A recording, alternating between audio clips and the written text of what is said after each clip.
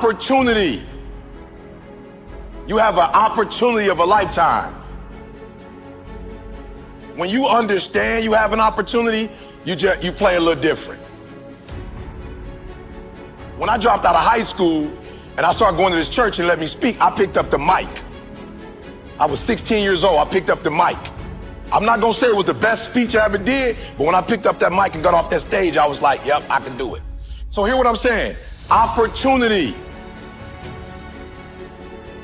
I got an opportunity, you got an opportunity. So here's the deal, when you have an opportunity, why would you give 80%?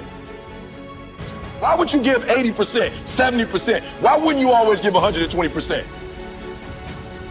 It's sports, it's basketball. Why wouldn't you give 120%? You can't dictate if the ball gonna always go in. You can't dictate what kind of game you're gonna have. You can't dictate how your body is gonna respond to moving around. But you can dictate your what? You can dictate your good. You can dictate your, you can always give 120% effort. And every day I want you to wake up and not just go, I'm sweet like that. I want you to go, I'm not just going with skills. There's a one type of dude who feel like because he's gifted that it's just an automatic road for him. Let me tell y'all something. You are gifted, but you gotta humble yourself. You gotta understand that pride come before a fall. You may get it, but right now what? Oh, I can't hear y'all. You may get it, but right now what? You don't have it. That's not what gets you in the league. Not what you were born with. You got skill and you got will. You got skill and you got will. Two total different things. You were born with certain things, but to get to the next level, and not just get to the next level, to stay at the next level, you gotta have will.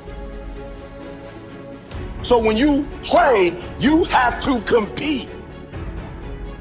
I'm a high school dropout. My daddy wasn't in my life. But I found out I had a gift, then I found out your gift shall make room for you.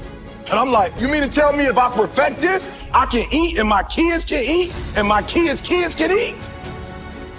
From today on, you play whatever your best game is, you play that level every single time.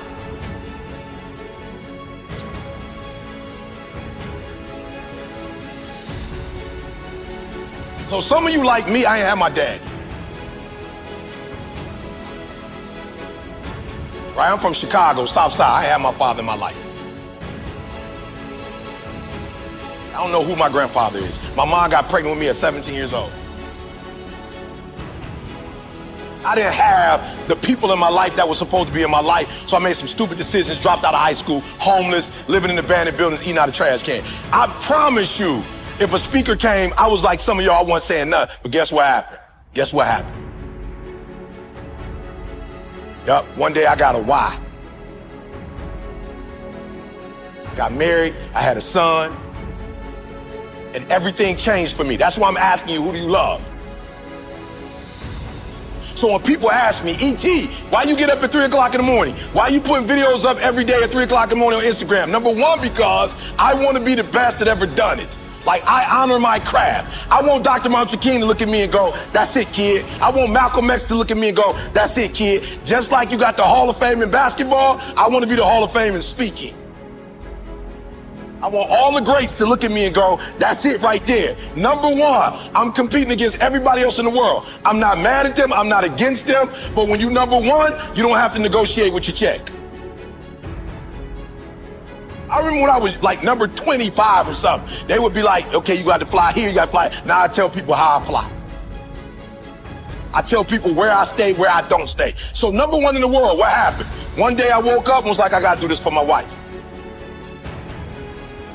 Like, I don't know what happened, but she called me like, yo, E, I'm lost. I'm like, what you mean we lost? We live in Lansing, can't be lost. She's like, I'm lost, I got a brain fog. Took her to the hospital, found out she had MS.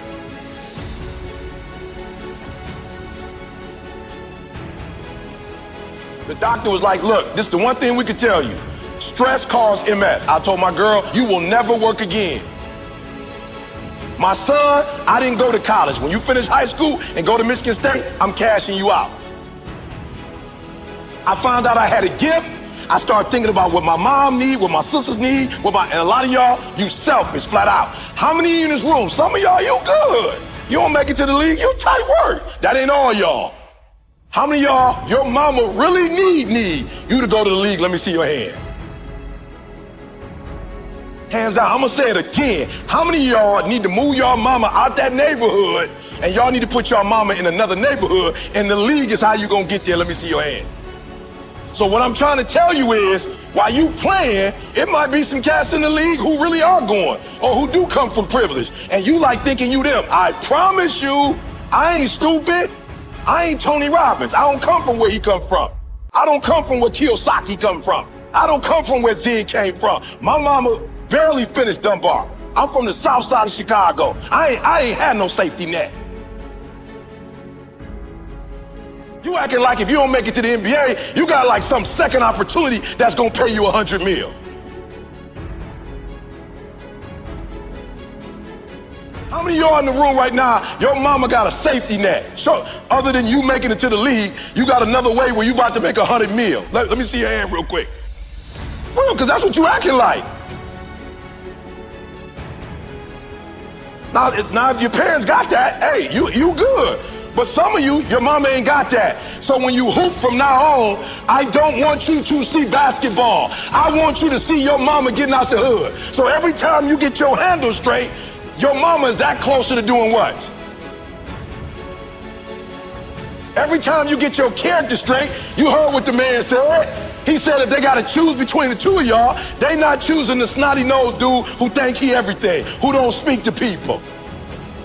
You know, when they always pick me, I always ask, why y'all pick me and not the other speakers? They say, because you easiest to work with. Because when you come, you don't talk down to nobody. You clean up behind yourself. He just said, I'm a grown man. They say you clean up behind yourself. You don't cause problems, E. Number one, this is not about basketball. This is about who? Yourself and then who? Your family. So the days you don't feel like working out, it's easy. How do you get motivated? How you get pumped up? You think about mama and that feeling on draft day. And which one is more important? You get some rest or mama coming to the draft? I'm just being real. Which one is more important?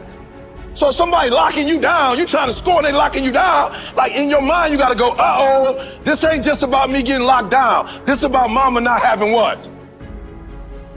This mama not having what? Food. So at halftime, when coach go back over the stuff, when you come out, what you gotta do? You gotta kill. I just told y'all, this how my man eats. This how my grandkids gonna eat. He doing his own personal thing. This how we eat. This ain't no motivational presentation. This how my mama eat right now. This how my wife never have to go to work again. This how we live on the West Coast and on the East Coast. And I ain't no baller. And I ain't making millions of dollars. But my gift is making room for me. Every time I get on 3 o'clock in the morning, I'm killing them. Tony Robinson can't keep up. He's a phenomenal speaker, but he ain't from the Chi. He can't keep up. My motor. I'm killing them.